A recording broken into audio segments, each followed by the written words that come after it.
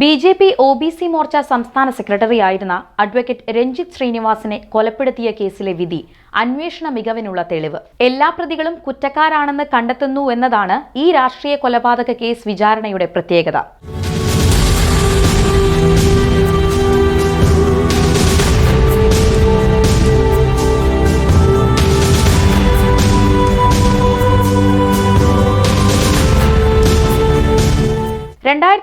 December 19 Ranjith ശ്രീനിവാസനെ Alappuzha വെള്ളക്കിണറിലുള്ള വീട്ടിൽ കയറി അമ്മയുടെയും ഭാര്യയുടെയും മകളുടെയും മുന്നിലിട്ട് വെട്ടിക്കൊലപ്പെടുത്തുകയായിരുന്നു. പോപ്പുലർ ഫ്രണ്ട് പ്രവർത്തകരായ 15 പ്രതികളാണ് വിചാരണ നേരിട്ടത്. Mavelikkara additional sessions judge V G. ശ്രീദേവിയാണ് വിധി പറഞ്ഞത്. കുറ്റപത്രത്തിൽ ആരോപിച്ചിട്ടുള്ള എല്ലാ കുറ്റകൃത്യങ്ങളും തെളിയിക്കാൻ കഴിഞ്ഞതായി പ്രോസിക്യൂഷൻ വിശദീകരിച്ചു. മുഴുവൻ പ്രതികൾക്കും വധശിക്ഷയോ ജീവപര്യന്തം തടവിനോ അർഹരാണെന്ന തരത്തിലാണ് കോടതി കണ്ടെത്തിയിട്ടുള്ളതെന്നും പ്രോസിക്യൂഷൻ അറിയിച്ചു. അതുകൊണ്ട് തന്നെ കേരള പോലീസിനും പ്രോസിക്യൂഷനും ഏറെ അഭിമാനകരമാണ് കോടതിയുടെ വിധി. RSS നേതാവായിരുന്ന രഞ്ജിത്ത് ശ്രീനിവാസൻ വധക്കേസിൽ ഗൂഢാലോചന നടന്നത് 3 ഘട്ടങ്ങളിലായിട്ടാണെന്ന് പ്രോസിക്യൂഷൻ കോടതിയിൽ പറഞ്ഞിരുന്നു.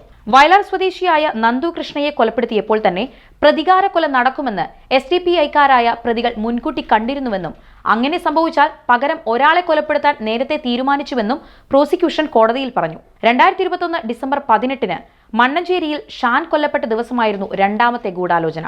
ഈ കൂടിയാലോചനയിലാണ് രഞ്ജിത്തിനെ കൊല്ലാൻ തീരുമാനിച്ചത്.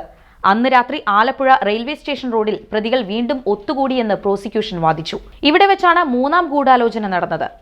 അർദ്ധരാത്രി രഞ്ജിത്ത് ശ്രീനിവാസന്റെ വീട്ടിലെത്തിയ സംഘം കൊലയ്ക്ക് അനുകൂലമായ സാഹചര്യമല്ലെന്ന് കണ്ട് മടങ്ങി. തൊട്ടടുത്ത ദിവസം പുലർച്ചെ 6 വീട്ടിലെത്തി ആക്രമിക്കുകയായിരുന്നു.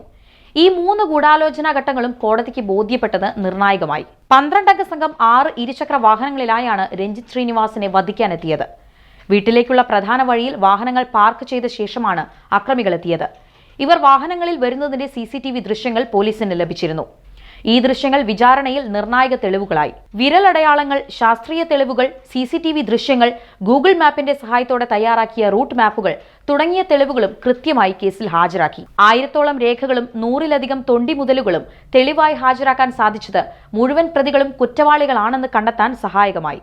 നൈസാം, അജ്മൽ, അനൂപ്, മുഹമ്മദ് അസ്ലം, സലാം എന്ന അബ്ദുൽ കലാം, സഫറുദ്ദീൻ, അബ്ദുൽ കലാം, മൻഷാദ്, ജസീബ് രാജ, നവാസ്, ഷമീർ, നസീർ, സക്കീർ ഹുസൈൻ, പൂവത്തിങ്കൽ ഷാജി, ഷെർനാസ്, അഷ്റഫ് എന്നിവരാണ് കേസിലെ പ്രതികൾ. ഇതിൽ 8 പേർക്കെതിരെയാണ് കൊലക്കുറ്റം തെളിഞ്ഞത്. ഇവർക്ക് പരമാവധി ശിക്ഷ നൽകണമെന്നതാണ് രഞ്ജിത്ത് ശ്രീനിവാസന്റെ കുടുംബത്തിന്റെ ആവശ്യം. അഭിഭാഷകനായ രഞ്ജിത്ത് ശ്രീനിവാസന്റെ കൊലപാതകത്തിൽ പ്രതിഷേധിച്ച പ്രതിഭാഗത്തിന്റെ വക്കാലത്ത് ഏറ്റെടുക്കാൻ ആലപ്പുഴ ബാറിലെ അഭിഭാഷകർ ആരും തയ്യാറായിരുന്നില്ല.